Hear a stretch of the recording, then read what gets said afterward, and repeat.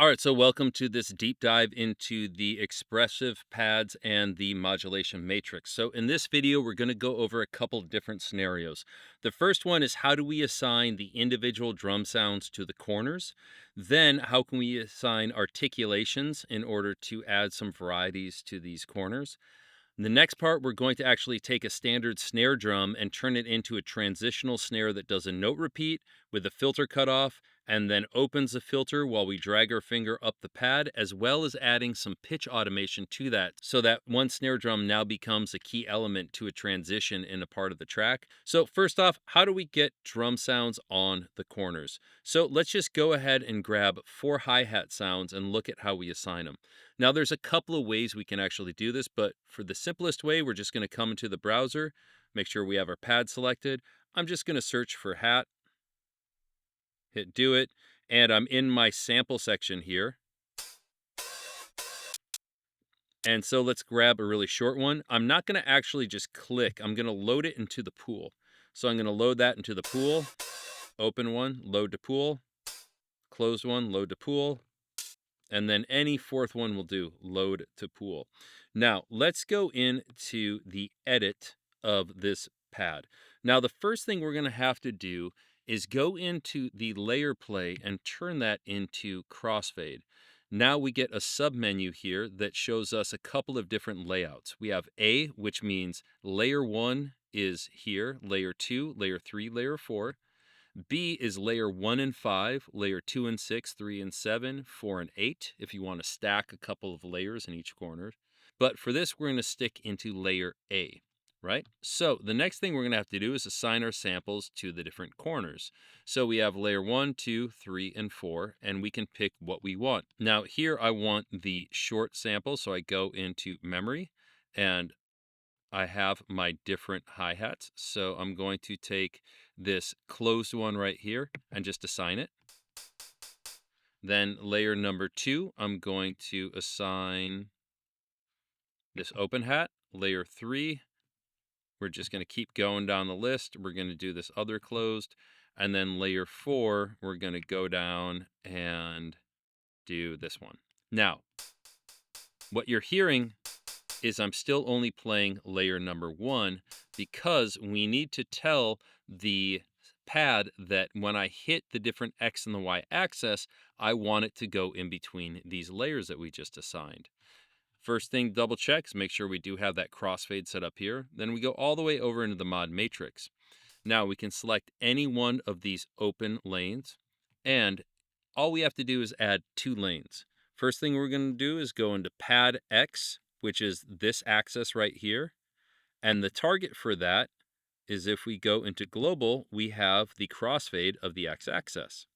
We do the same for the Y, going up and down. So if we come here and go into Y, pad Y, then we go global, crossfade Y. Now what we're going to hear is, because we told the pad that when I play over on this side and this side using the X and the Y, it plays layer 1. And that, remember, again, is based on this value set here. So layer 1, 2, 3, 4. Now, if I want to do that with other samples here, what I could do is I just could come in here and go to Edit Actions. And I can come and I can copy the pad. Copy pad, this one right here, and I want to assign it to the same track, and I want to just assign it to track number 8. And then all I would have to do is come in and swap out my samples, let's say to snare drums. So I don't have to do that routing again and again. I just make it once and then I can copy it to another pad. Now, if I want these on a different track, let's say I wanted to bring this idea into the drums that are the default drum kit on track number 1, all I'd have to do is go into my edit actions, which I can go by hitting set and number 16. Or I can just hit this little pencil right here, pull up my edit actions, copy pad. I can see that I'm copying the pad type from this drum track number 2, the pad that I just last selected. And I want to go into my first track, and I'm going to just put it on the same one, A7. I hit do it. And if we go back now, that whole idea has been transferred from this track into this track. So once you set up the actual arrangement of the mod matrix for these four corners, all you have to do is copy it over and then go into the edit and then swap out the individual sample layers. Okay, cool. So now that we have that, and let's go into the second page of the effects and let's start adding some articulations. We just turn it on for this pad, and it is per pad. And then we just start grabbing any articulations from these menus, and there is a lot. You can go through here and come up with some pretty unique stuff, and experiment with adding these different articulations to tuned or pitched elements, because you get some really unique melodic ideas using these on melodic sounds. But we're just going to add that. Let's say on here we're going to add a standard rudimental. Really cool stuff inside of these. So that's essentially how we'd set up for the four corners. All right, now so let's take a look at how we'd take the standard snare sound and turn it into a transitional snare element that does something along the lines of this. It's actually a lot easier than you might think. So first thing we're going to have to do is turn on that note repeat articulations. Let's go into edit and the articulations, the second page of effects, and let's just go in, turn it on right here. We're going to start in this lower corner and just work our way up. So lower corner, we want to turn on, let's say, a 16th note repeat. If that's the value that we want, you could experiment with different values on here. I'm going to take the stereo spread all the way down. The next thing we want to do is basically tell the pad that while I go up the y-axis, which is just this upward motion, it doesn't matter if I go across or up and down. If we listen to this, it's doing the same thing whether I go at an angle or up. The angle just gives me a little bit more room to move my finger and get a little finer movement. But next thing I want to do is tell the pad, hey, when I go up this y-axis, I want the filter to start cut off and then the filter to open up while I'm moving my finger up. So the one thing we want to check is that the filter is actually active. So on this pad, we see that the filter is actually turned off. So I'm going to turn it on to just low pass 1 and set my starting point. So cut off.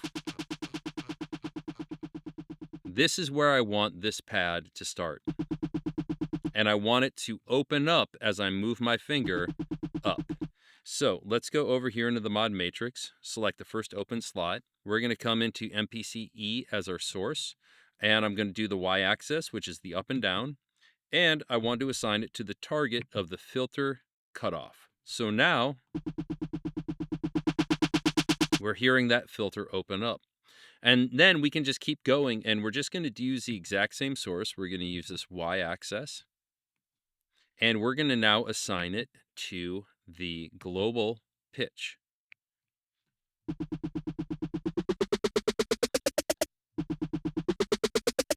So that's how easy it is just to take a standard sound and turn it into some sort of percussive musical element. But we can keep going with this whole modulation idea. So now on the second page, we also have all these drum effects. So what would it sound like if we had this repeating note going on, but we actually added number 4, the decimator, to it?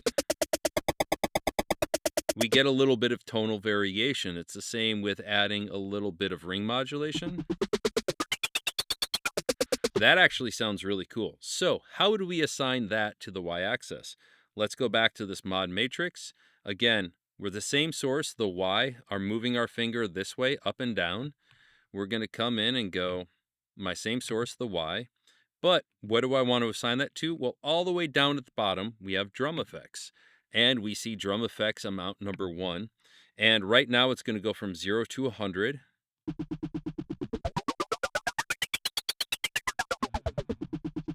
And it starts to get really unique and really cool, stacking all those different effects with the X and the Y. So that's how we would take a standard snare sound, turn it into something like this, and then add a little bit of effect while we do the same motion.